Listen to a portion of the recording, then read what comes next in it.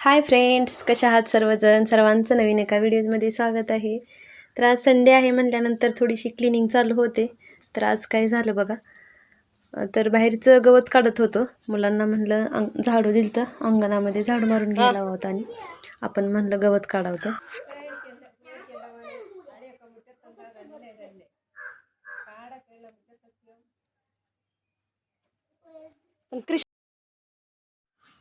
इकडे कसा सारखाच पाऊस चालू राहतो, त्यामुळं ना गवत जास्त प्रमाणात वाढतं आणि ऊन जास्त प्रमाणात येत नाही, त्यामुळं मग तणनाशक वगैरे मारून पण ते हे होत नाही.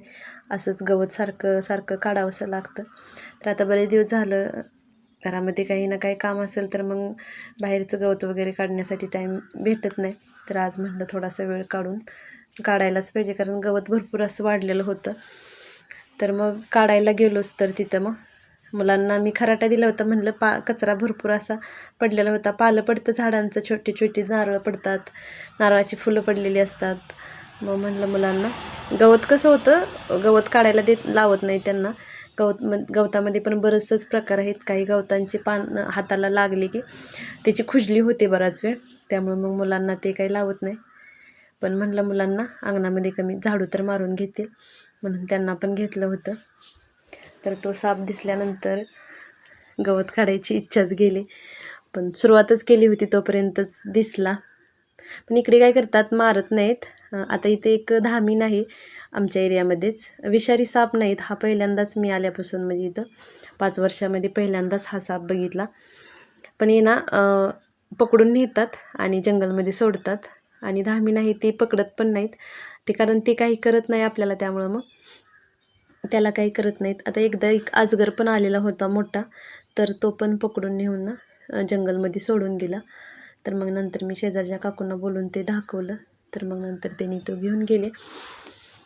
तर मग नंतर मग मी राहिलेलं बरंचंच काढलं, कारण म्हणलं आता कृष्णा कसं बाहेर खेळतो जास्त प्रमाणात, त्याला सुट्टी असेल तर तो अजिबातच घरात बसत नाही. प्रांजूचं कसं बाहेर ते जास्त खेळायला वगैरे जात नाही आता, पण कृष्णाचं हे चालूच असतं. पण कसं क्लीन करून ठेवलं की मग आपल्याला दिसतं तरी त्याच्यामधून, गवतामधून कसं पटकन लक्षात येत नाही.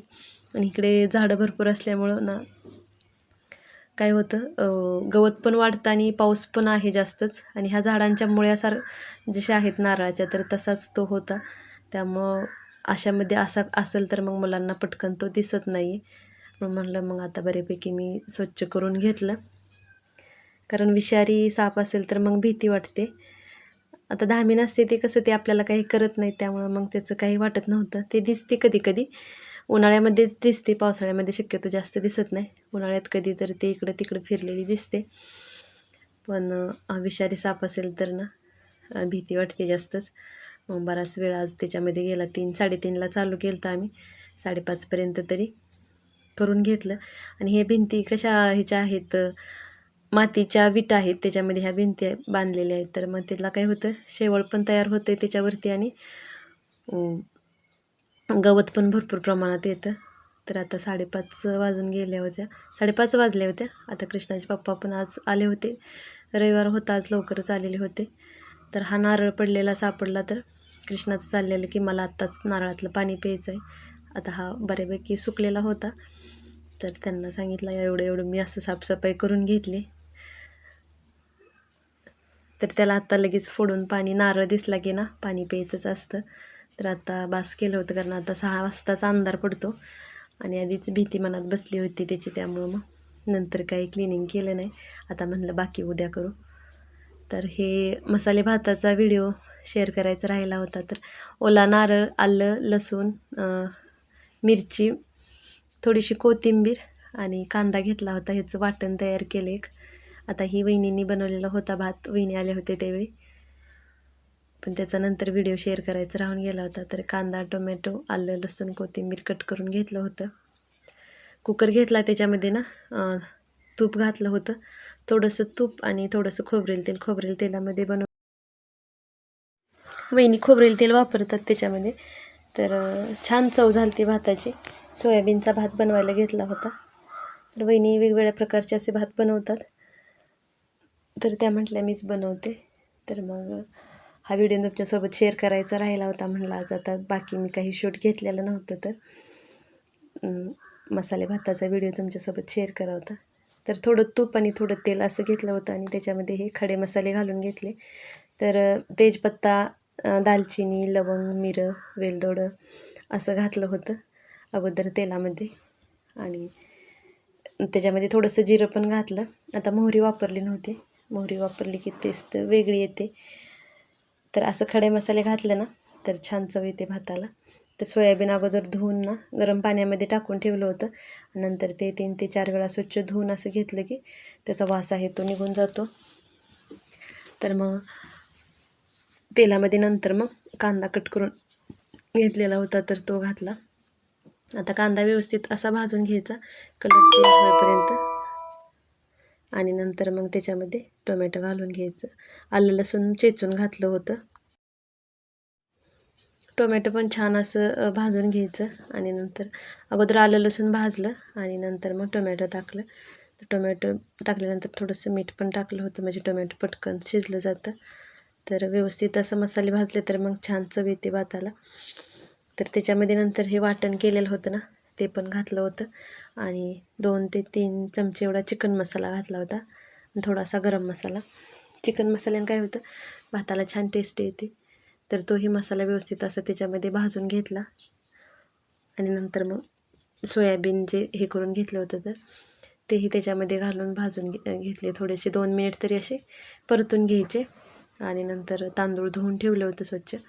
नंतर भात त्याच्यामध्ये कुकरमध्ये तांदूळ घालून घेतला आणि तांदूळ घातल्यानंतर पण एक 2 ते 3 मिनिट तांदूळ परतून घ्यायचे जरा